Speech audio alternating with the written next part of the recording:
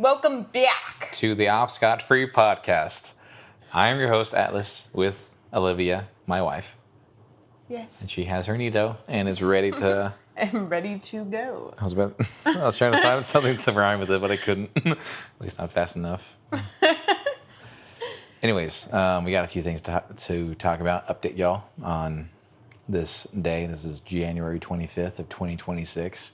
For us. For us. For you, this might be 2020. This might be 2045. Shut up. And our kids are watching at this point. Oh, well, actually, that's true. That's what I was saying. That's very true. She shut it down so quick. No, I was about to say, like, when this is posted, it's going to be, like, end of February. My bad. I guess that's Whoever's watching this. The reaction makes sense. But that's yeah. This could be 2045. That's very true. That's the whole purpose of this. It's like, Dad, you look so much better. I'm like, thanks. That hurt Dad's feelings. Maybe you should apologize to Dad. Dagnabbit to me. Anyways, so jump in? Yeah. Sorry, go ahead. I was going to say today has been a pretty uneventful day. For the most part, we are snowed in. Which doesn't happen very often in Texas. Snowed in is such a over ambitious word, I'd say, for what it is. Well, I want to say that. But it's true. Yeah, but I want to say, because I don't remember it snowing this much when I was younger, but since like 2021, we've kind of consistently we got some snowfall. A snow day. Yeah. For the past handful of years. So, pretty awesome, I'd say. Yeah. It's fun. I do enjoy it. A little I don't have sprinkle of work joy. in the morning, so we're recording this at around 10 p.m. On Sunday, and I'm not worried about She's getting like, to bed on we time. can do a podcast. And we can watch a movie after if we want. Woo! Yeah. We got snowed in Friday night. Oh. I was going to say, like, for this weekend. My bad. No, it's okay. We got snowed in Friday night, couldn't really leave, but it's okay because I got groceries Friday before Atlas came home. Yeah. I was doing a full send editing in my office. Yeah. And she was like, let's go get groceries. Yeah. We didn't really inspect outside on Saturday. Not really. Yesterday. But today we got my laundry basket and went to the top of the parking garage and we slid down the ramp. Attempted to slide down the ramp. It was not steep enough, but it was... It's like about like 20 degrees off. Yeah, but it was... But it was fun. It was fun. It was cool.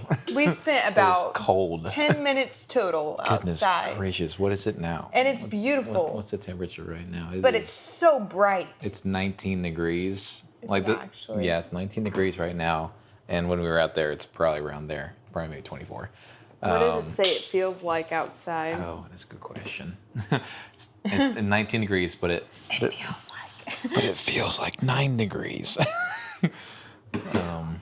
Yeah. So it was very cold. It was very bright because I think the clouds were fairly thin. Like I think I saw the sun come out for like a bit, not for too long. It was mostly cloudy the entire day. But it was chilly. It was chilly and it was bright. Like it was like I was squinting for like the whole time. Majority of the time, honestly. It was just because it's just white. It's just so Yeah. Snow. I mean, why am I describing snow? It was just a lot, Yeah. But we've just been trying to find ways to occupy ourselves, which is not too hard because we have a fun time together. So. No, we like hanging out. Yeah. It's very nice. Played a lot of board games today, actually. Yes, we did. We did Uno Flip, which is not a board game, but a game. I had never played Uno Flip. I do recommend Uno It's fun. It kind of it rolls the dice and who's going to win, honestly. Yeah. You never know. Also, if you've never played Monopoly Deal before, it is definitely worth a try. Monopoly Deal is a much more fun version of Monopoly. Yes, but play with more than 2 people. It's kind of hard to do with 2 people. Well, it's not that bad, but it's a lot better than 2 people on the actual Monopoly board. Yeah. That's tough. Yeah, that's true. That's just sad, honestly. We also played Really Loud Librarians, which is a gift we got from Mary Elizabeth and Carson. Yeah. Christmas. Mary Elizabeth, my sister, Carson. I was about to say his. I was like, nope. Nope. Your brother-in-law? Yeah, my brother-in-law, her husband. They got us the the board game is actually really interesting. It's a very simple fun. concept. We found out that we're not really good at coming up with things on the fly. It's terrible. It's like this board that has letters around in a circle for your board, and for like I want to say a minute. If you're like you're on two teams, and each team gets a shot to see how many words they can conjure up from the category card that you draw, and you see how many laps go around and how many times you do certain things. And then whoever wins that round gets to move up their points, basically. Yeah, so basically your people on your team are just trying to brainstorm different words that start with the same letter. Yeah. Start with the first letter that you're on. Yes. Yeah. For the category. Yeah. And it gets a little bit confusing sometimes. Yeah, there's more nuance. Sometimes you get stuck and just the timer's running and you're like, ah. Well, you realize you don't have time, and then you're like, oh no. Yeah. But like, for example, like a category that I got was like kitchen terms or something like that, or cooking terms. Cooking and baking terms. Yeah. Yeah. And it's like you'll have I think you technically have 4 letters to choose from to move yourself up, and the farther the letter is on the board, the farther up you can go if you use that letter. But you have 4 different letter options, and so like B, you could technically go bake technically on that one, and then you move up, and then you keep going. Yeah, but it's hard. But overall, it's a pretty fun game to play. We did it with family over the holiday season, and that was a lot more fun. I like that a lot. Yeah. Because it's literally just shouting at that point. Yeah. And it's not like why don't you know things? It's just like, oh no, the time's running out, and I got to get to this, and if I don't, then we don't get any points at all. And so I think it's actually a really well made game. Yeah, it's from the same creators as Exploding Kittens, which is the founder of that board game or game, I think card game actually, is the person that made the ASDF movies on YouTube. Also known as Tom Scott. Oh, really? I don't know if you knew that. I did not know that. That's why when I saw the game that she got us, I was like, what? From the characters did kind of look familiar a little bit. Yeah. I like trains. Isn't that kind of cool? Yeah. I like trains. I love trains. Okay. But it's fun, Yeah. I like the board game a lot. So we did that. Yeah, so that was fun. We're editing this podcast. Yeah. Editing my stuff as well. And yeah, we're just kind of chilling. In other news, I'm now obsessed with Needohs. Mm-hmm. Big fan. I like Needohs too, but she is not very important news. She has found an affinity towards Needohs. We went to Shields about a week ago, about a week and a half ago, I don't know. And we passed by a display of Needohs. I didn't know that they would have it. And she was like, and she had already she has her sisters. Her sisters already have Needoh or two. I knew they would be at Shields. Did you know that? I didn't know That's that. where Karen and Natalie got theirs, was from Shields. That makes sense. Actually, that makes total sense. I think I just forgot about that I think that's kind of why I wanted to go there. I was like, we should go to Shields. And kind of like, That's funny. But they have like these, the one that I like the most that made me want to buy one was the nice cubes. Yeah. And they have different sizes. They have like a little one, and then they have small, a medium, and one, large. and then they have like the largest. A large one. Boy is a boy. But I got the little ice cube and the medium-sized ice cube, and then I went to Target and I got a few more. This is in like the past week, by the way. And then I went to Target. I got this ice cream cone, and this one's really fun. And then I also got a color-changing ball. Yeah. Yeah. But my mom gave me a tiny little ball back around Christmas time too. Yeah. And so now the tiny little ball and my little ice cube sit on my desk at work. Mm-hmm. And the rest of them stay here at home. But anyway, I told Atlas, I was like, unfortunately, I do think this will be my new obsession. This will be my personality for at least 2 weeks. For the foreseeable future. And I'm like, so hopefully it doesn't go as off the rails as my vinyl collection did. I think I should just be content with what I have right now. I hope so. But I should be. But we'll see. I mean, they're pretty cheap for what they are. So that's true. It's like $5. We'll get what we need. Yeah. But that's a little update right there. Another update. I think we should talk about my thumb just for 2 seconds. Oh, yeah. Well, I don't know if we talked about this last week because we only talked about the wall last week. We got the stitches out of your thumb last Sunday, which was the same day that we filmed. Yeah. the last episode. Yeah. Yeah. So, yeah, talk about it. Yeah, we got the stitches out. It hurt more than I wanted it to. I don't know what I expected. It'll be so real. Well, I asked ChatGPT on our way there. I was Yeah. like, should he be worried about this? Are they going to do any sort of numbing agent? They were like, it should be pretty tame. Yeah. Not near as bad as getting them in. Yeah. 100%. 100%. No. It was That kind of thing. definitely incomparable. Yeah, but I was sitting in the like waiting chair, like in the room, but off to the side, not by the hospital bed. Yeah. And in the when corner. she started, the nurse started taking out all of the stitches. I could see him starting to wince, and I was like, oh no, I need to go over there and hold his hand. I felt so stupid. I was just like, man, this is like, I felt like the doctor thought that I shouldn't feel this much pain. I felt I shouldn't be wincing or expressing this much pain.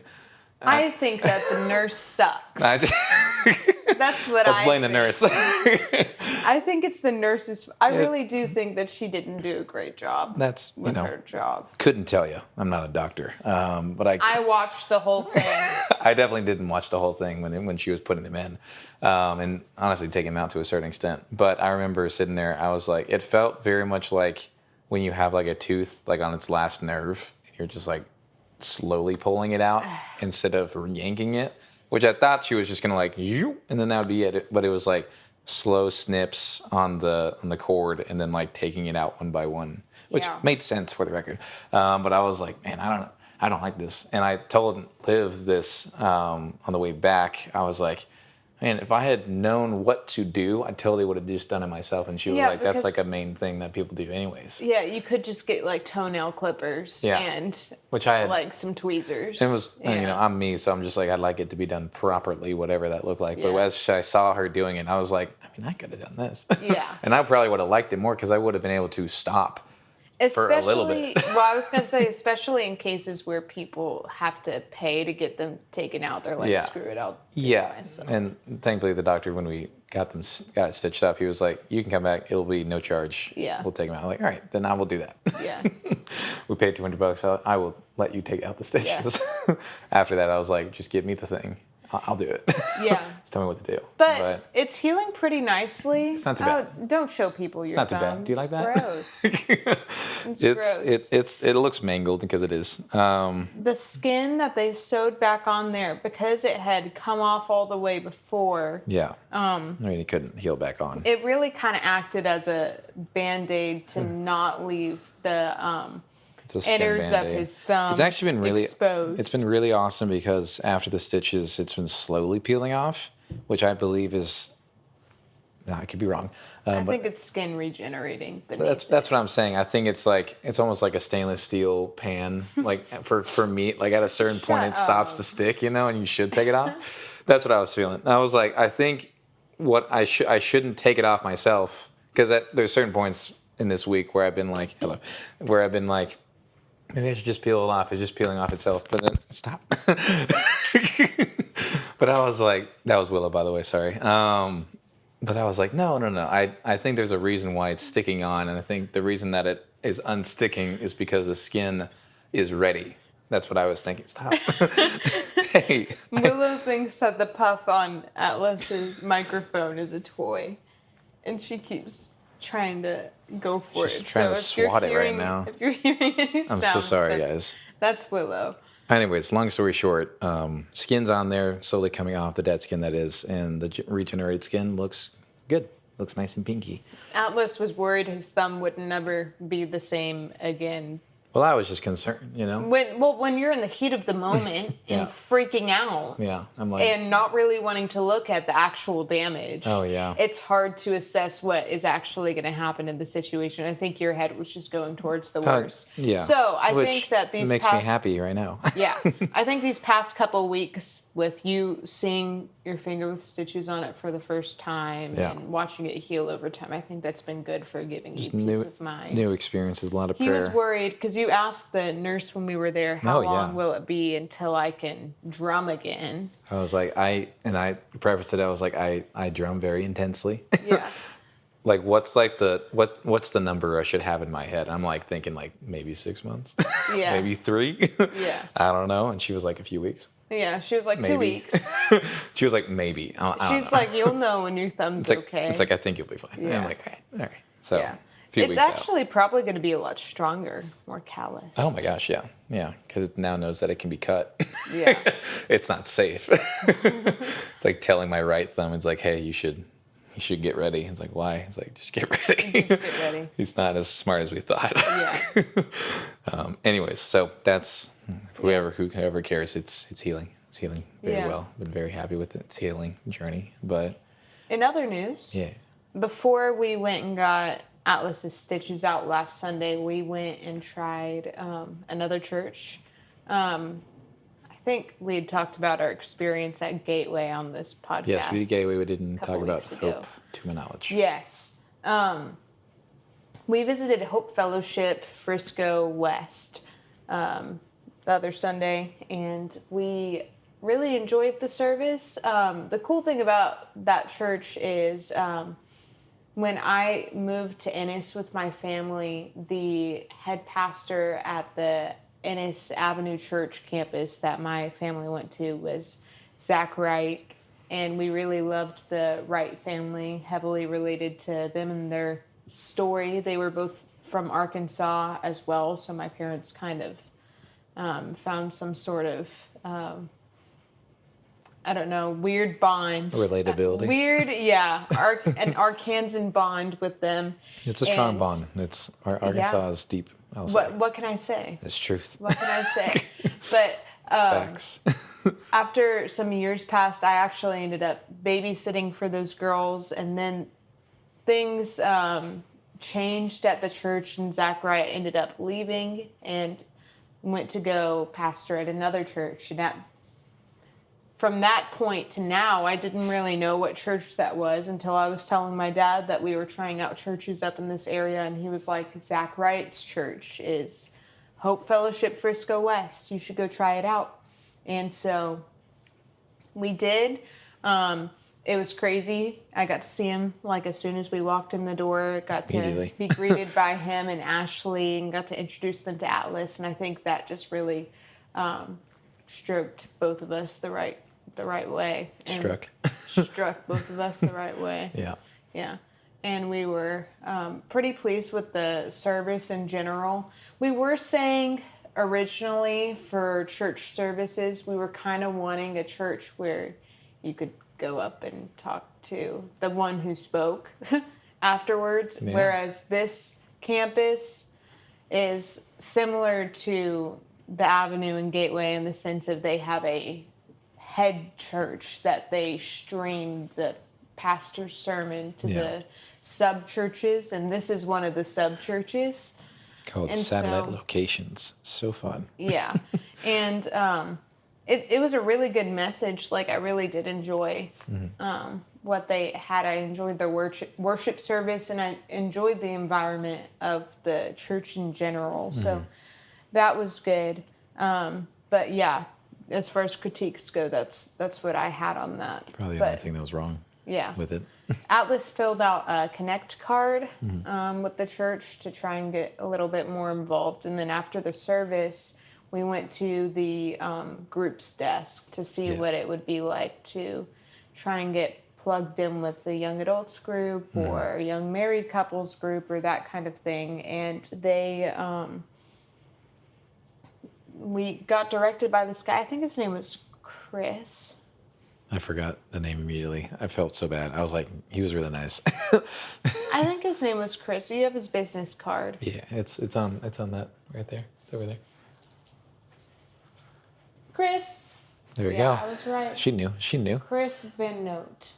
Anyway, he's a group's pastor, and he told us we should try out the young adults group, which is held at their Prosper campus every Thursday. And he told us that they break off into small groups within that. Yeah, I don't know what he meant. But I don't know if he fully understands what that young adults group is like. I think he's probably gone to other churches before this church. Oh, is Willow choosing me? This never happens. Hello. It's not fair. That's my cat. Ow. Anyway. Are you happy that she's chosen you? I'm indifferent. Indifferent. Oh, here she goes. Like, and I have found my perch. Take that. Hugo's over there loafed up on the oven because it's warm. Yeah, our cats like to sit on the stovetop after it's been used. They're like a little bit after it's been used. So it's not just scalding hot. I wonder if they've ever gone on there when it was like burning. I think they figured it out pretty quick. Yeah. I hope so. I haven't seen burns yet. But on Thursday, we did go to the young adults group, and it wasn't exactly what we thought it would be. It was fine. It was fine. I will say I personally did enjoy the number of people there. But it was one of those situations where it's like you go to church and they're like, we're all family here and we just love you. And if you're new here, we just want to make you feel so special and so loved and so plugged in. And it's like they say all these things like on the stage and like forward facing. Yeah. But then like as newcomers, it just kind of felt like, I don't know, not as warm as they are painting it to be. Oh, I felt major cult vibes from like the intro. That's like, fair. Because it was like, well, like for one thing that they said at the end of the service, which made sense for what we saw at the beginning of us literally entering the building, was that like, if you guys want to sign up and volunteer, click this QR code, blah, blah, blah. And then like she made a comment. She was like, I think I know why everybody has a name tag now, like a hard name tag. It was like everybody had like a badge, Yeah. like a lanyard with a badge on it. Yeah. And it was like every person that we met had a lanyard with a badge on it, and like we had like printed out sticker name tags, and I thought what I honestly want from a young adults group of sorts is for it to be like our pre-marriage class. Yes. But more faith-based and scripture-based. Yeah. And you know what I mean? Like Bible study kind of heavy and potentially having some larger group things as well. But I want a community group. And it felt a little bit cliquey there. Also, the guy who spoke, he seems like a really cool dude for the record. What was his name? Terry Kelly? Oh, well, yeah, Terry Kelly. Yeah. Terry Kelly. He was in a band with the guitarist for Mute Math, who also played on tour with 21 Pilots during the Skilled and Icy era, which is crazy because that means you saw him live. Yeah. And I met his bandmate. Crazy. Wild anyway, time. Time. So we were kind of like, whoa, 21 Pilots? It's crazy, as he's like talking on stage. But that guy was just riffing his entire he had sermon. He had a few verses that he wanted to say that he knew that he could lean on if he fell short of whatever he was going to talk about. And it literally felt like a podcast, honestly. It was like he like sat down, had a microphone, and he just started talking. He just yapped. Started yapping. I was kind of sitting there, I was like, is there a point to what is happening right now? It felt like you were getting like a coffee with him. Oh, 1,000%. You know what I mean? 1,000%. It didn't feel like a sermon. Yeah. And it was just kind of an interesting kind of vibe. Hate to judge, but I'm also like, well, like clearly he's not a pastor. He is a pastor. He is a pastor? He is the music pastor. What does that mean? Like the head lead pastor, like the main singer on the stage on Sundays. Well, that's not is that a pastor? For their main campus. I'm thinking about people that like preach.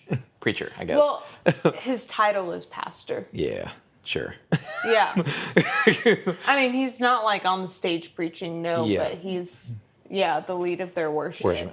Whatever. I'm just like, you shouldn't be talking right now. That's what I felt. I don't know. At least, I mean, I think it's fair for people to come up and share their testimonies and things like that, but like frame it as that because they were in like a series. Yeah. That's what I was confused about. Yeah, they were in a series which was like talking about. It was about worship. Yeah. And about the they had different things weekly of what they were going over worship-wise, and they brought him in to try and draw the line between music and worship, and I guess I don't know. it was, they like had a reason why he was specifically supposed to be the one coming in for that, and it just kind of felt like he was riffing the whole time. Well, there wasn't a main idea. It's like there are a lot of good things that he said. I think that's for sure. That's a big thing I'm trying to hammer home. But my issue, I was like, there's not a message here, and I want to be able to take notes, and I couldn't take notes. That's and to be Besides fair, verses. this is the one time that we've done this. Yeah, that's very true. I told Atlas I'm down to try it another time. Yeah. However, I know that there are places like Watermark, which we were trying to see if we could go someplace other than Watermark because it's so south for us now. Potentially closer. Yeah. Not on the And we're tollway, considering moving 75. more north after this lease ends. So we're trying to find home church so that we know where we need to move Watermark, towards, I honestly. believe, only has Fort Worth and Dallas. I don't think they have a third one. Yeah, but Watermark has a young, newly married couples group. Yeah. Like community group thing. Yeah. And it's like, I want something like that. I want young married couples, because that was the other thing in that young adults. It just felt like another tier of youth group at church. Like we walk in and everyone's playing ping pong and making sodas. Oh. And I was like, I'm not trying to go to 12th grade or college again. I'm sorry. Yeah. I'm just not trying to do that right now. Yeah. And it's like we're past that part. I was like looking at people's hands of like, do we got married people here at all? Yeah. And no, I think we're like the only, not even engaged people. like legitimately only people here that are married. Yeah. And marriage. And like maybe they need a young married group. Maybe that's something that. No idea. Couldn't tell you. It's a part of this church that I'm just like, I'm not going to go back to that unless I am given better reason to go back. But the church was great. That part was like, all right. Yeah. I don't know. Maybe something to email Chris about. Yeah. We'll personally. See. Yeah. But gotta follow up on that one. I do want to try out Matt Chandler's church. The Village, which is in Flower Mound, which is about 20 minutes south of here, southwest of here for us. So, southwest. Yeah. So, that's probably going to be next week. We didn't go to church today because we are snowed in and all churches are closed, but... Everything's closed right now. I was ordering something on Amazon. Everything's been pushed to like Thursday arrival. It's a Sunday. It's usually a 2-day kind of thing, but they've shifted. It's like everything stopped because Texas can't handle the cold. Yeah, and it's like it's not that bad, but we don't have any infrastructure for it at all. Yeah, that's the funnier part. It's like maybe I don't even know if I want to guess it, but like maybe an inch, if not way less. Yeah, of snow. Probably after everything's said and done, probably an inch. But it's like more of like ice though. It's way more icy because it started with rain and then it got to snow. And that's the thing with Texas. It rained all day on Friday, and then at night it went to freezing. Everything froze over, and then it kept raining. Yes. So it eventually turned into sleet, and then eventually turned into snow. Yeah. And all throughout today, it's just been flurries and flurries and flurries. Texas has an awkward way to transition from the hot to the cold. It's from rain to the snow because it's always so slow, and it's never consistent. It's always a tough, like, you have a few days of snow, but to get there was rain, sleet, then snow, and then from snow to melted, and then now it's rain again. Yeah. It's never consistent for what it is. That's why it happens like that, at least to my knowledge. It's annoying. But because of that, everything's kind of just shuttered. And everybody's just like, well, I can't drive. And I'm like, I know you can't drive. Yeah, we know. We can't figure that out. Yeah. But it did make us have to kind of shift some stuff around our schedule. We were supposed to get coffee with Blake and Rosie yesterday. Yeah. And we were supposed to get dinner with Atlas's parents Did not happen. Yeah, did not happen. Neither of those things happened. So it's all been shifted to next week. Yeah. So that's everything's kind of shifted is what we've been feeling. Which is fine. It's not like an extremely big deal. It's just more annoyance. Isn't like it's like when you're a kid, like snow days, they're awesome. Yeah. School's canceled. Don't have to do anything. You can go outside. Different stuff. Now, I don't know how much I like it anymore. Like I like Makes it inconvenient. I like it. I like the fact that it's at the very least within a weekend. But at the same time, I'm like, man, if I could just have it for a day and then it's gone. Like if it was just snow and then it melted away, because that has happened many times before, and it's just not a thing at all. I'm like, man, that would have been great. But it's not. It's ice and it's dangerous. Yeah. Because we suck. Hey, also this past week, Atlas came up to Merge and recorded some videos for our showroom grand opening that's happening in February. Yeah. And that thing is just inching closer and closer and closer. But I'm glad that wasn't. Maybe I'm glad that wasn't this week, but maybe that would have been like right at the cusp before everything went to crap. But yeah, that's happening on February the 13th on Friday. Yeah, the Friday before Valentine's Day. So it's not this Friday or the Friday after that. It's the Friday after that. Yeah. So we got a bit. Yeah, 100%. Yeah. It'll probably have already happened by the time this episode comes out.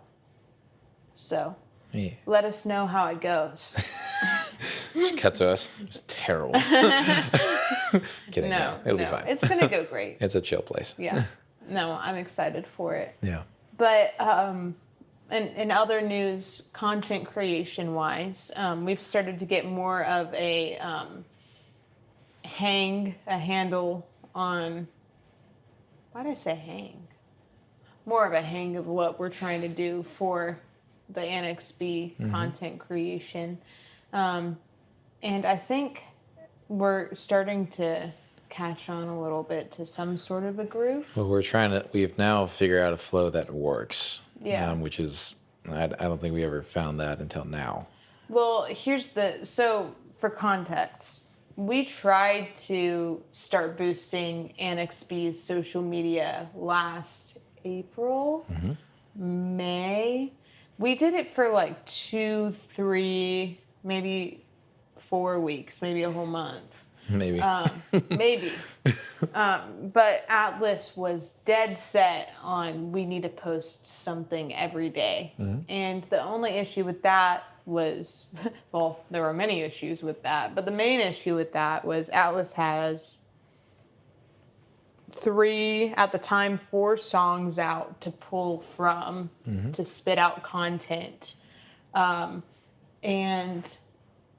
no one really caring, and also us not having a lot of ideas for what to make content-wise. And so eventually, after we used up all of our good ideas, we kind of ran out and lost motivation to keep making things. And then our trip to Rosemary happened, and then we took a hiatus. We thought we were going to be gone for a week, and then we didn't come back. What she's also not glossing over, which I think is very important, was the fact that I started planning a certain thing.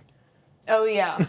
Well, not exactly. There were events that were happening within this time frame that were like, okay, things have to start to shift. Atlas had noticed, he had started to plan us getting engaged mentally, but hadn't really put the steps in motion until a week after our Rosemary trip, 2 weeks after the Rosemary trip, after the media started to fall apart.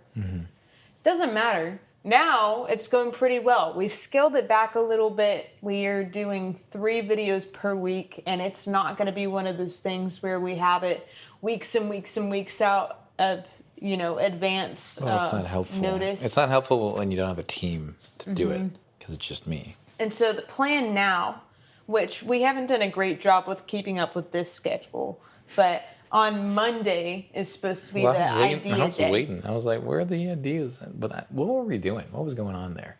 On Monday? Yeah. the things. I feel like there's things involved that stopped us from doing things. That had to be our podcast because we were like, I know it had to be the podcast because I remember that day we were struggling to like get everything edited and clipped and uploaded to Spotify and everything like that. Oh yeah, because that was our first podcast. Yeah, because came out we were last Tuesday. We were hitting deadlines because we had then announced that Tuesday it's coming out, and then we were then figuring out issues with uploading and everything. I was like, crap. Yeah. This is bad. But what it's supposed to be is on Monday we come up with the ideas for the following week. 3 videos be released Monday, Wednesday, and Friday. Yeah.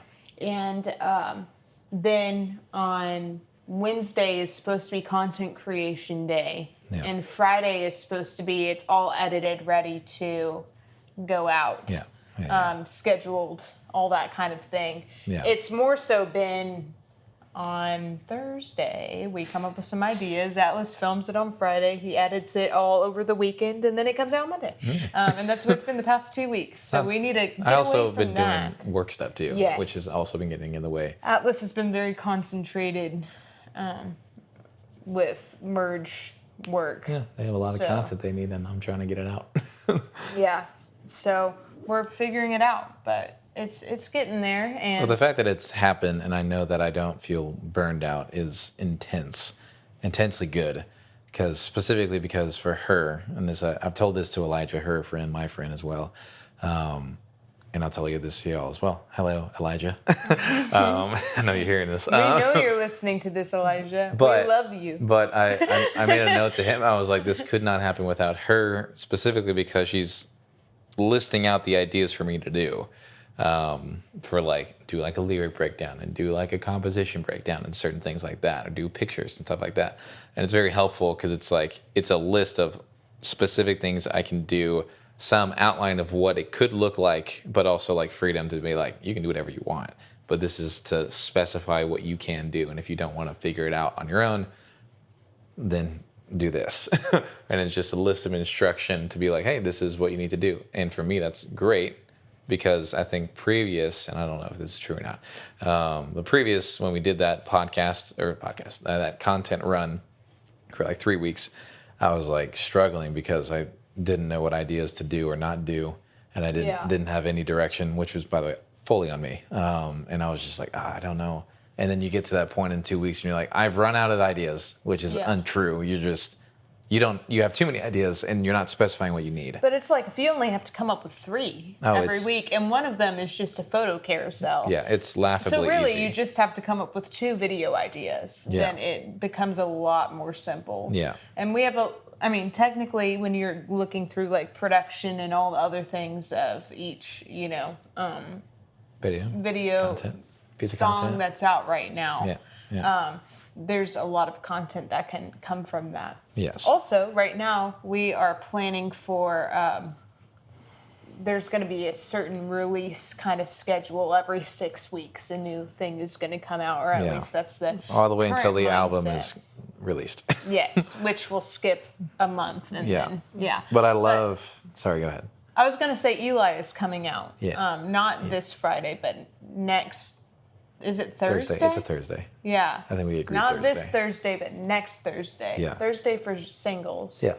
Yeah. And Fridays for EPs or album. Yes. And so right now we're kind of building up to, or I guess this next week we're focusing on Golden Part 3 content-wise, but then also adding in... Golden Part 1.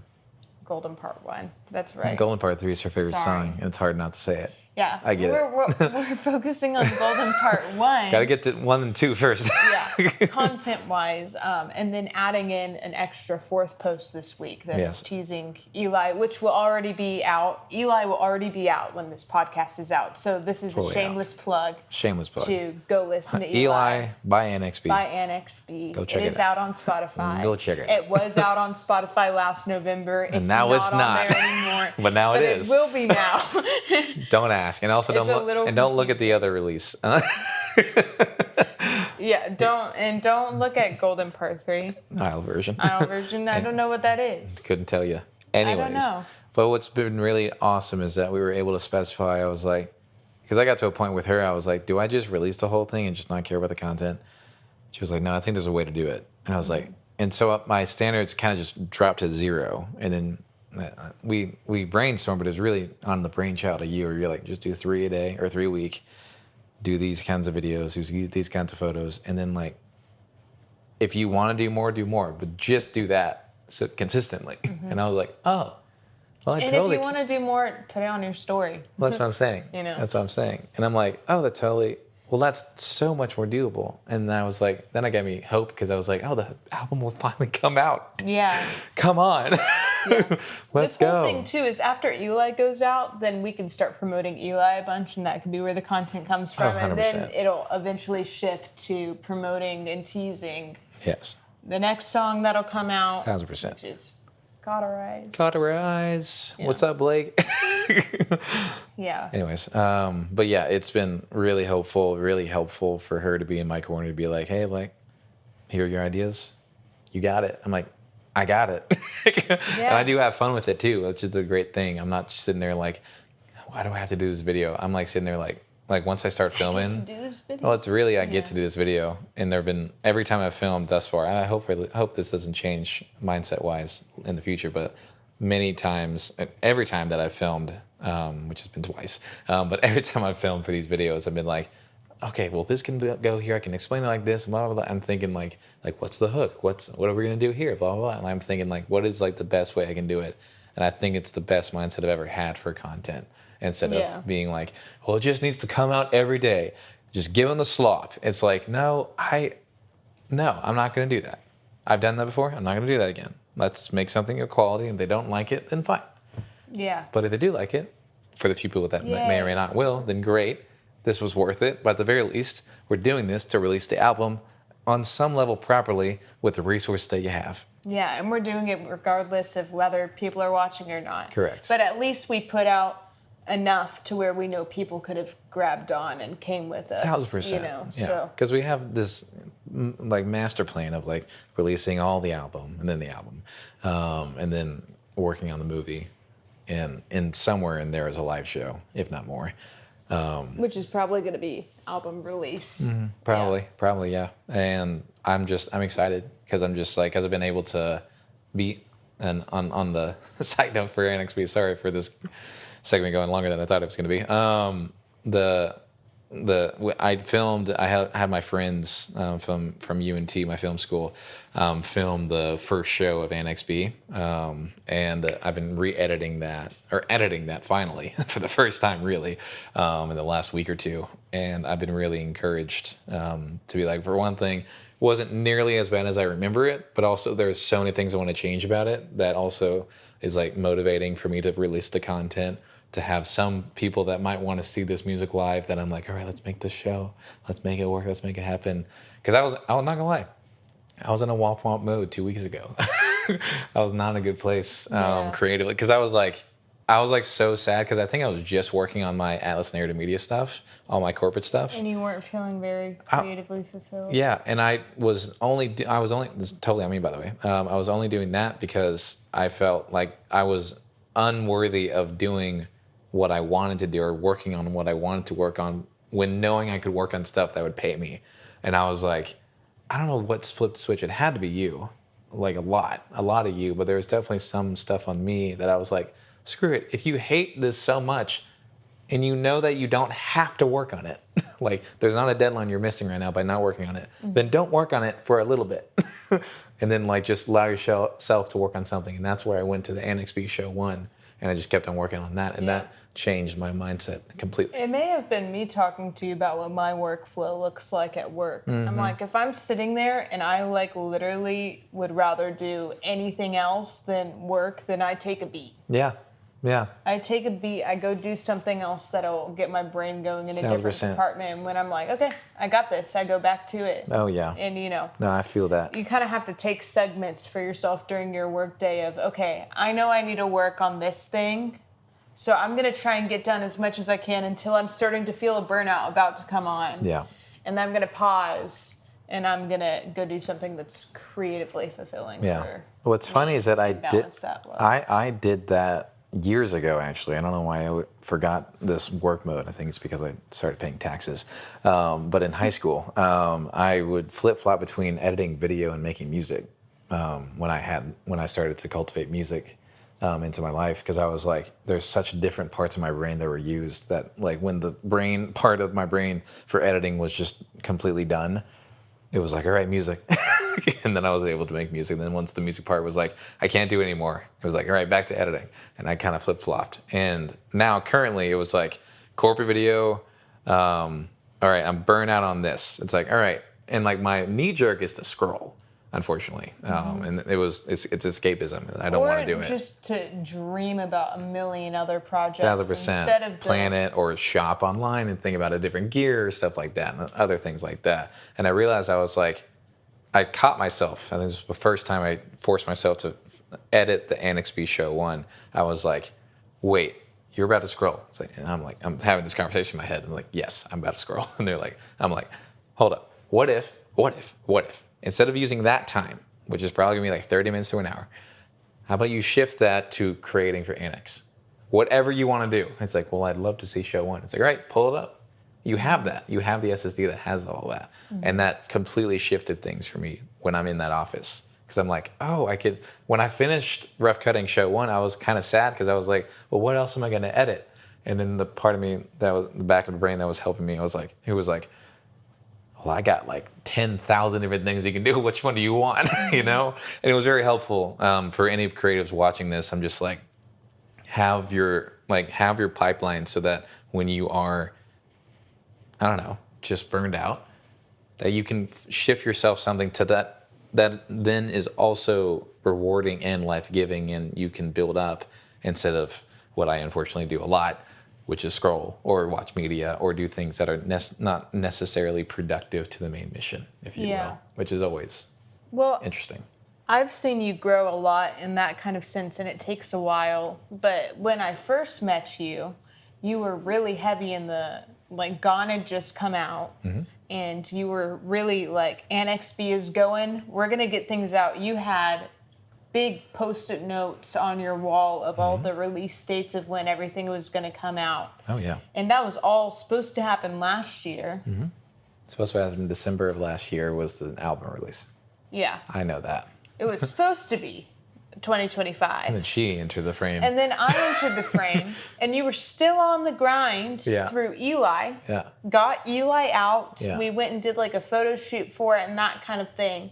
And it was like post maybe Thanksgiving and stuff. Yeah. Well, it was different. Well, I think it was just trying to adjust to your new kind of like life and realizing that your priorities had shifted a little bit and realizing that you weren't, I think that was the other thing too, you weren't getting as much probably praise as you had been hoping for with releasing Annex stuff. I didn't expect right any praise. She makes this point, and I don't disagree with it, with the I wanted more praise, I didn't get the praise. I'm like, yeah, of course, and with every creative. I have released many things for years, and I've not gotten praise before it. That was not the reason why I wasn't posting nearly as much. Well, it wasn't the posting. It was that Cauterize was supposed to come out in December of last year. Yeah. And we had talked about, like, when you were editing Eli's stuff, like, oh, this could be a really cool, like, cover art for Cauterize. We could totally use that.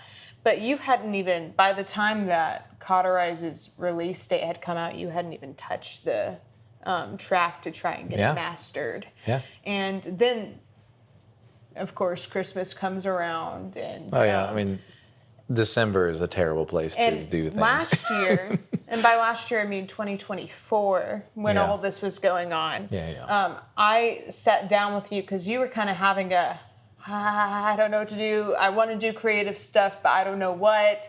But also, you were really struggling for money. 100%. Because you weren't doing anything to help Atlas Narrative Media. Yeah. And you were trying to figure out, what do I need to do towards that? And so me and Atlas I had like a week and a half off of work in 2024 for Christmas.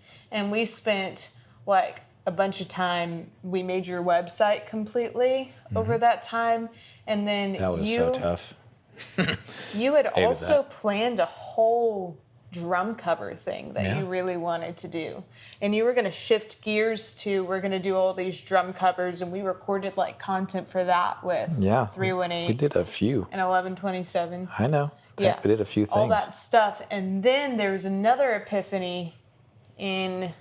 It was like it was when we were editing 1127 318 content, and I was like, I know how much time and energy this is going to take, and I'm going to have to say no or push back Annex B for an indefinite future, and I don't want to do that. And then he realized, oh, maybe I need to prioritize Annex B. Yeah. And then that was just like words out in the universe, but wasn't actually being applied for a couple of months until we tried that media blitz kind of thing. Yeah. And it didn't. It was also coming from a place of like, I need money.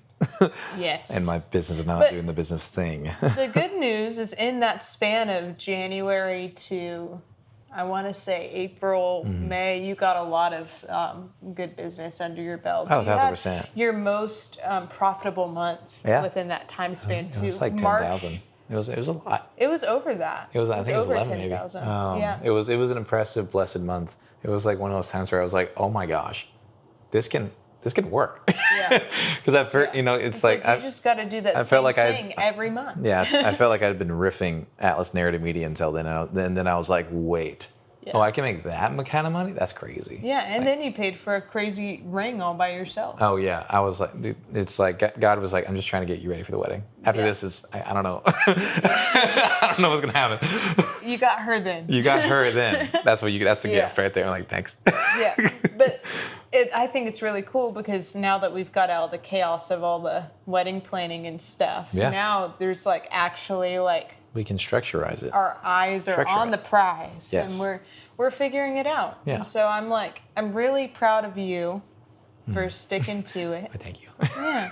And for doing what you always said you were going to do. Well, I knew you were always going to. Sure. It was just I was kind of waiting for the moment that the switch would flip in your brain to just do it. Yeah. Just freaking do it. We're not stopping. We're just going. Yeah. And I can see it. I can see it in you right now. And so I'm really proud of that. It's all about her. I'm telling you. It's all about her. Come on now. But you're the one who's chosen to do it. Yeah. It's helpful. I told this to Elijah. Hello. Elijah. Again, we love you. We love you so much. Again, that she has been very pivotal in giving structure into not only professional endeavors, not only emotional endeavors, but creative endeavors as well. So that I'm not doing it at breakneck speeds where I know I can't hold on for as long as I want to and or need to. And so, all that to say, it's like, thank you. Yeah.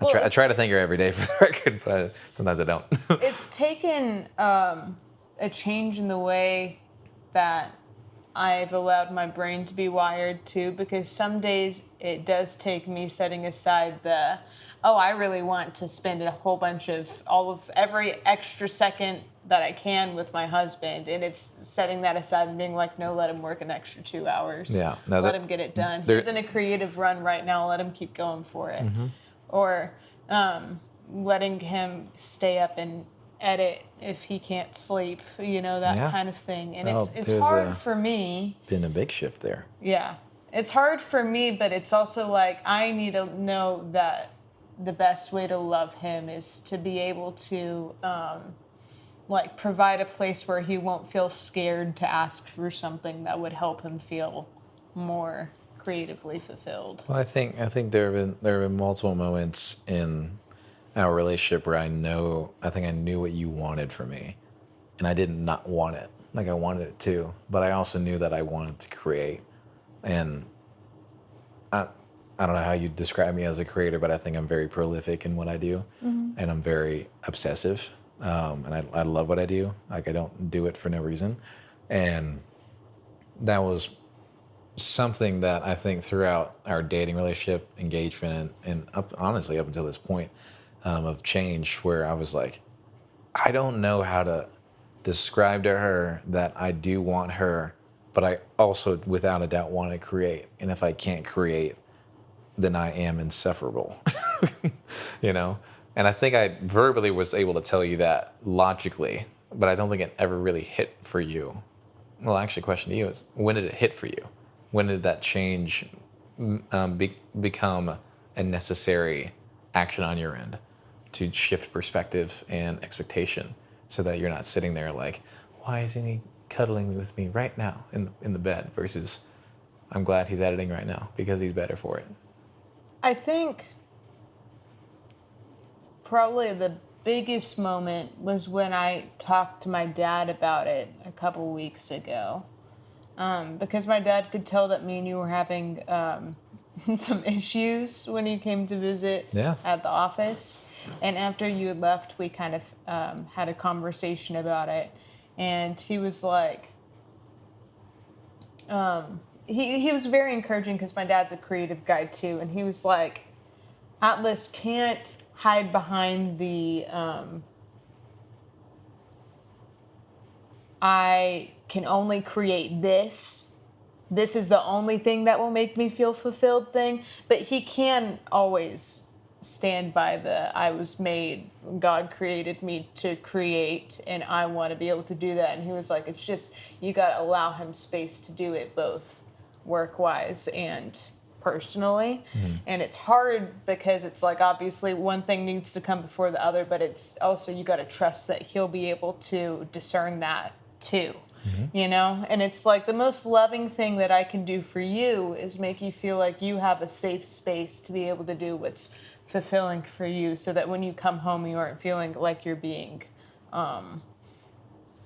strangled. No, not Sounds like strangled. it's intense. Not strangled, but stifled, blocked. Yeah. That's what I was trying to get at. Just stifled from being able to do what you like. You have to be done at 4. You have to be home at 4. If you're not home at 4, I'm gonna be really upset with you. It's like, instead, it's like, okay, it may go over 4. Because that's the way that sometimes things happen. And it may not be until 8. Okay, what can I do differently? I can come surprise you at the office. Sure. Come talk with you a little bit, ask how much longer you got, and be like, cool, see you when you get home. Or, you know, like, there's just like different ways to go about it than being upset about it. And taking it so personally, because that's the thing, it's not personal at all. Well, it's impersonal. I think that's where it hurt the most for you, because I wasn't thinking about you. Because I was like, I need to create right now. If I don't create, I'm going to die. Which is kind of true, but also not true at all, you know? I think it's good too, because I think you start to take into account and acknowledge the way that things make me feel, but also appreciate it when I'm willing to not bend, but learn. Understand. Yeah. Have try to understand. A grace for understanding a very chaotic mind that is in front of you right now. Yeah. I feel like we both do a pretty good job of just wanting to understand each other. Oh, yeah. And doing what we need to do to make each other feel safe enough to explain what that looks like. Yeah. Because it really is different from person to person. Yeah. And the way my brain works is not the same way your brain works, and I learned that every day, over and over again. Yeah. It's like, did you not realize I just asked you to clean those bowls? And you're like, no. No, I did not. I thought you just commented that, I thought that was a rinsing comment. them off would be the smart thing for you to do. And I was like, I'm like, you're so right. Let me just sit down on the couch and not do that. Yeah. No, I think one moment that I remember recently, this might have been in the past week, where I described this to you, and it was shocking to me that it was I guess a new fact to you. I think I told you, I was like, you do realize I want to create all the time, right? Like that never stops. Like I'm never satisfied. I think we're talking about satisfaction and how you were like, why are you not satisfied with this, blah, blah, blah. And I was like, I don't think you realize this. There is a very deep hole for a creative pursuit that will always be leaking, that I always need to fill. And I've never found any. And you gave it like, what about God? It's like, don't use the church answer on me. All right. It's just a different mind. I don't know how else to describe it. Any creative will probably be like, yes, preach. But my desire to work on my creative projects and work on anything that allows me to create, that has never died for me the second I was like able to be conscious, I'll say. And I think when I described that to you, you seemed to be like, honestly, I didn't know that. I was like, yeah, like nothing you're going to do, nothing I'm going to do is going to change that. Well, it's like I have always had I've always had a love for creation. Yeah. I've never been as deeply passionate for creation as you are. Mm-hmm. In the sense of... I don't recommend it for the record. I will... Well, yeah. In the sense of, like, I will really enjoy taking some time and embroidering... It's over there that, for the record. Yeah. But embroidering, you know, something cool for you, or embroidery, drawing Lego. A cat, or like I had like things in high school, like I just do kind of like art things from time to time, like I just sit down, put pen to paper or whatever. Yeah. But there have been years or months or whatever in between project to project, and it's not that I feel less fulfilled not doing it. I feel more fulfilled when I do creative things, but I don't feel an empty gaping hole that I'm not doing what I need to be doing. Yeah. You know? And I guess it's just trying to understand that, like, sometimes you just can't fully grasp the way that somebody else feels because you're just not in their head. Yeah. You know? There's got to be a sense of grace on both of our ends to be like, I will never technically fully know you. I want to. And the things that I do not understand, I will try not to take personally, but try to understand, and at the very least give you space to figure out whatever that is. Yeah. Because how you're describing your creativity, I think if I could describe my creativity, I've always utilized it as a way to express when I needed it. And I've always needed that since high school. And that's probably just because of developing brain, trying to figure things out. But ever since high school, it's always been almost like debatably diary-esque of if I'm going to make a video or I'm going to make a song, it's got to mean something to me. And usually it's like the mind process is like, oh, I'm going through something. Now I'm going to create. Or if I'm going to create, it's going to be this. Or if I need to create, I'm going to keep on creating. And I've found such fulfillment from that I've never found with virtually anything, that I'm like, I'm not going to stop that. And I know the times where I have stopped creating at all, just altogether, and I've usually been miserable. Actually, I've almost guaranteed been miserable. And so finding the balance between that heavy desire and the also heavy desire to pursue you and to support this marriage and to make sure that, you know, I'm doing my part so that that we do get time together. Yeah. Because I also love that too. I think some people might hear this and you're like, oh, you don't like the intentional time with her. It's like, no. This part needs to be filled in the same way this part needs to be filled too. But it's also like, if you do pause at 4 and you didn't finish what your thought, then you're going to bring that home with you. Oh, yeah. It's just a running hamster. It doesn't and then stop. it makes our time, it bleeds into our time. Oh, yeah.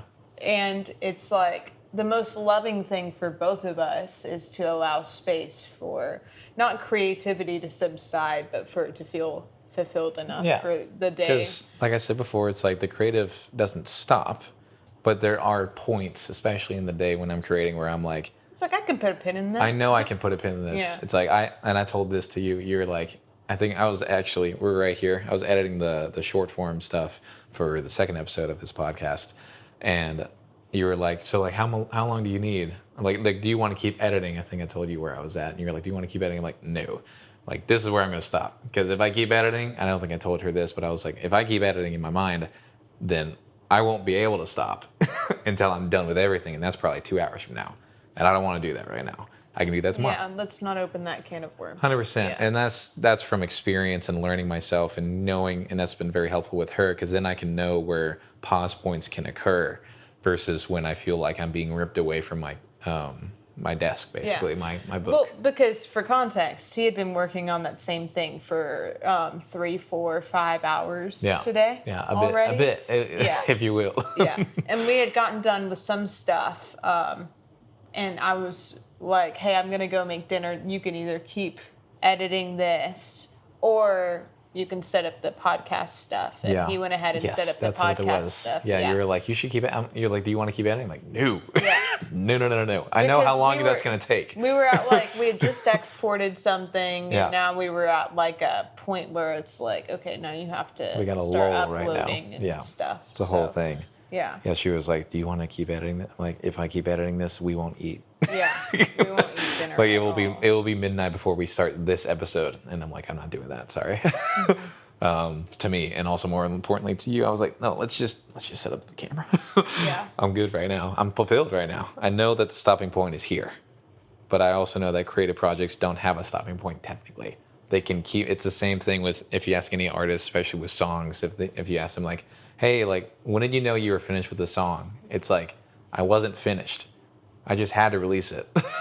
At a certain point, it didn't make sense to keep on working on it, but I could have worked on it for the rest of my life. Yeah. That's what most great creatives would say, because they're like, they understand that there's never a satisfaction, like 100% satisfaction guarantee. There's just like maybe a 90%, 80%, 95, 99%.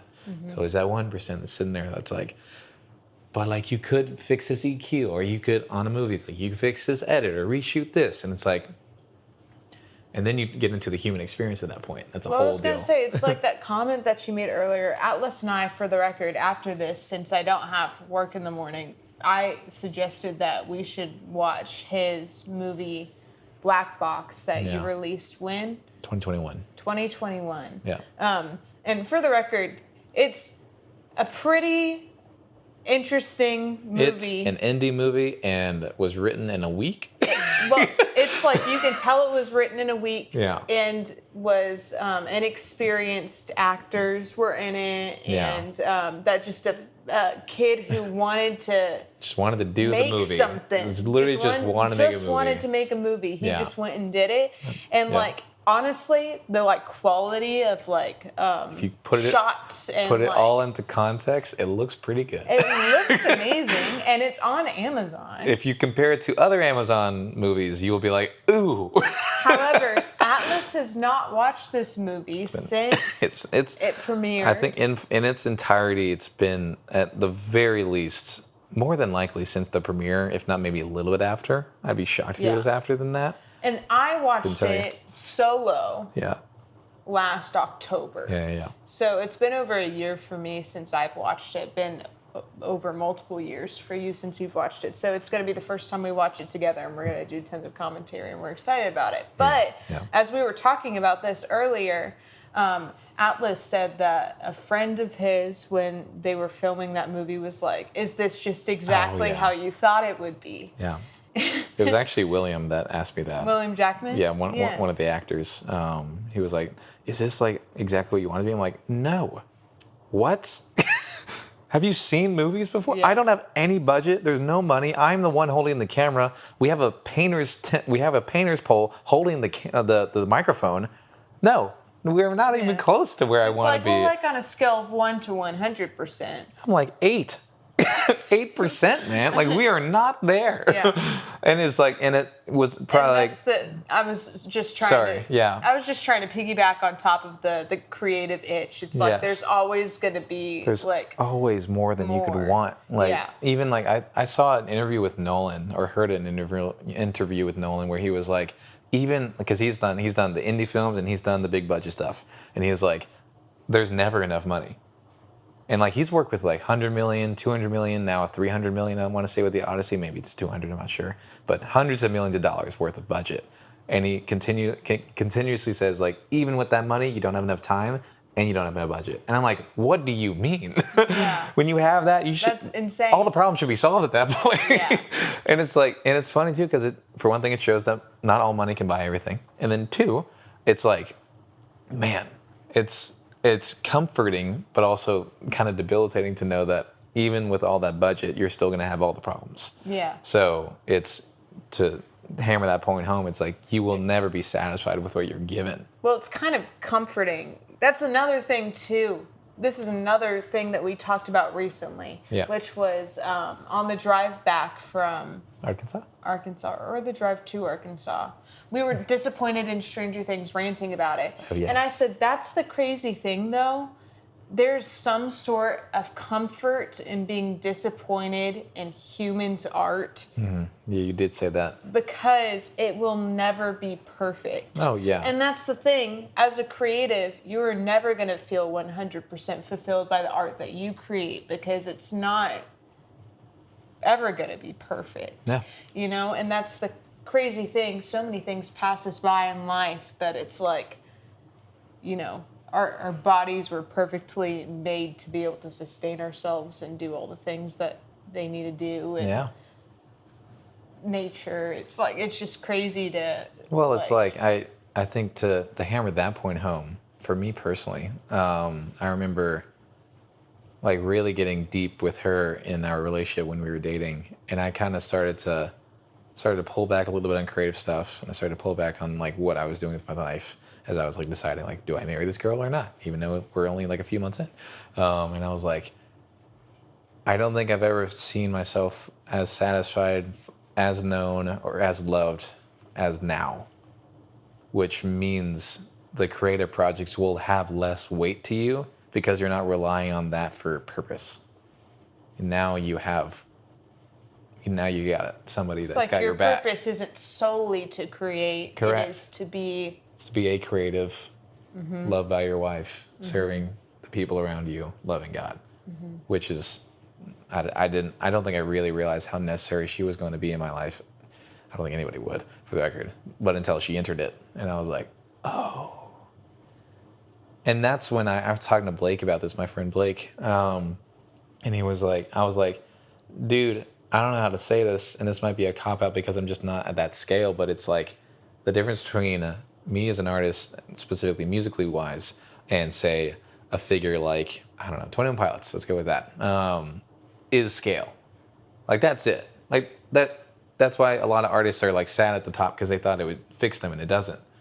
And when you get there, I'm sure, and I've never been there, but it's like, if you get there and you were hoping that it would fill the hole and it didn't, I can't imagine how devastating that would be, all that work and all that time, all that money. And you're sitting there like, why did it not work? And then God's sitting there like, I mean, I was trying to tell you. You did what you wanted. You did the thing. You actually debatably defined it at that point, and then you're like, but it didn't work. And then God's like, I know. It's like, can you not just be content with what you have? You have to be content with where you're at now. Tyler Joseph, I could talk about Tyler Joseph for forever. TJ. But they're releasing a film documentary in theaters, and in the trailer for it, I'm excited for that. they're talking about how large this show is going to be, and it's like tens of thousands of people. It's like 80 or something like that. 50? No, it's 50. I think it was 50. But it's like it's a stadium. It's huge. Yeah. And one of the, like, I guess, production team people is talking to him, and they're like, how big did you picture that it would be originally? And he was like, not this big. He was like 1,000. Yeah. Maybe, like, that was the goal, was 1,000. That was it. Yeah. And he was like, I just wanted to be in a room full of people who were all there singing it with me. That's all I wanted. Just experiencing the same thing I was experiencing. Yes. And awesome. Yeah, I think that's cool too, because Tyler Joseph has always been like one of those people who's just like, I'm so incredibly grateful for what I have, but I haven't been working to get to here. Yeah. I've just been doing what I wanted to do, and it just so happened to get to this point. I just didn't want to stop. Yeah, but he's still a dad. Oh, yeah. And he's still a husband. You can just kind of tell there's a groundedness. There's a priority there. Oh, yeah. I like him. I like John Bellion. John Bellion's a great person in music to look up to, in my opinion. Yeah. Because he's like, because he went through a hiatus of not making music for variable reasons, and he's now come back, and he's been on a lot of podcasts with listened to basically all of them, and I'm just, and all he says is like, yeah, the money was never enough, and he knew that. The music was never going to be enough, the fame was never going to be enough, and because of that hiatus and him just writing songs for other artists, he was able to basically like have the funds that you would get as an artist without the fame. Mm-hmm. And he was like, I'm so glad I don't have the fame, because I don't have to be lost in that and like be a slave to that versus serving my family. Yeah. And I'm just like, and he seems substantially happier than any artist on the top I've seen, at least personally for me. And I could be wrong about that. But I'm like, to me, that should say something. And also, if we're just going to go by the richest person that ever lived, King Saul, to my knowledge, right? King Solomon. Sorry. King Solomon, richest man ever. He literally said nothing else ever satisfied me more than God. Which I'm like, if we can't listen to him or every other person with all the money, then we're stupid. Yeah. And we were already going to fail at the first place. And so, yeah. Anyways, I think we've had many conversations about this, especially recently, especially even just like with buying stuff. And I think I had a wake up call over here, and I was like, oh my gosh, what am I doing? You know? Well, because me and Atlas were like, okay, let's sit down and talk about money. What do we want ultimately that money buys? And we were like, a house, a studio. For a house Atlas. And a studio separate from the house that's soundproofed. Yeah. It was it's pretty simple, honestly. And that's the crazy thing too. It doesn't necessarily need to be separate from the house. It just needs to be separate from living, and it needs to be soundproof. It's like debatably separated physically as like another house as an annex, or that'd be cool. It just soundproofed in general. It's not impossible. To be within a house to do that. Yeah. Which to me it was like, once that was defined, it was like, oh, okay. Yeah, and so now it's like, okay, now we need to be saving up. Yeah. For a house with as much extra money as we can put aside into that without dying. And it's like, we can put a lot of extra money aside if we don't go get...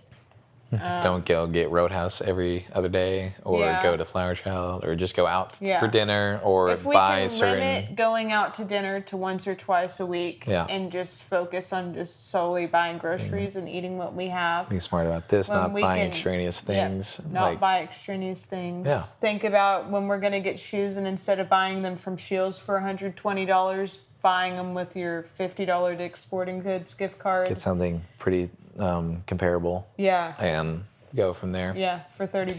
Pay $35. Yep. Easy. And just be smarter with certain it. practical things. I don't know. Just being smarter with our money and where we put it. And it's not that we're not doing good with money. Mm-hmm. It's just there's a better way to tell it what to do. Well, and the same thing that there's always a better way to tell your money what to do. Yeah. Also, I saw this thing earlier today, and it was motivating to me. People are like, oh, well, when this happens, I'll be happy. No, I'll start, I can start eating better next week or on New Year's or whatever. And it's like, no, you can start doing it Today. Right now. I think I reposted the TikTok you're talking about, because it was like, you can choose to be the different person completely right now. Yeah, you can you can change your personality. You could go to the store right now and get a whole new wardrobe. Oh, yeah. You could dye your hair. You could start talking differently. You could move to a different state. You could drop all your friends, get new friends. You could start believing. You could start reading the Bible every day. You could start so many things. You could start eating better. You could start working out.